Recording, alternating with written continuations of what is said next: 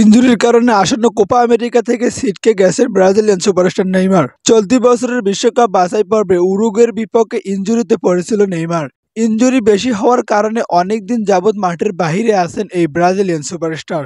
2024 সালে জুন মাসে অনুষ্ঠিত হবে কোপা আমেরিকা। তবে ইনজুরির কারণে নেইমার সেই কোপা আমেরিকায় থাকবে কি না থাকবে সেটা নিয়ে তৈরি হয়েছে শঙ্কা। অবশেষে নেইমারের সেই ইনজুরি নিয়ে ব্রাজিলের ডাক্তার জানায় নেইমার আসন্ন কোপা আমেরিকায় থাকছে না, এবং নেইমারের ইনজুরি নিয়ে ডাক্তার আরো বলেন সামনের কোপা আমেরিকা নেইমারের কাছে খেলা কোনোভাবেই সম্ভব না, কারণ নেইমার সুস্থ হতে অনেক সময় লাগবে। 2024 সালের আগস্ট মাসে নেইমার পুরোপুরি সুস্থ হয়ে উঠবেন, কিন্তু কোপা আমেরিকা অনুষ্ঠিত হবে 2024 সালের জুন মাসে। সেই জন্য নেইমারের কাছে কোপা আমেরিকা খেলা অসম্ভব। তাই এটা ব্রাজিলিয়ান ফ্যানদের জন্য বেদনাদায়ক বার্তা। তবে নেইমারের ইনজুরি পড়ার ঘটনা এটা প্রথম কোনো ঘটনা নয়। এর আগে নেইমার বেশ কয়েকবার ইনজুরিতে পড়েছিলেন এবং ইনজুরির কারণে বেশিরভাগ সময়টা মাঠের বাইরে কাটিয়েছেন এই ব্রাজিলিয়ান সুপারস্টার। যদি আপনি সর্বাধিক ইনজুরিতে পড়া প্লেয়ারের তালিকা করেন তাহলে নেইমারের নামটা সবার উপরে উঠে আসবে।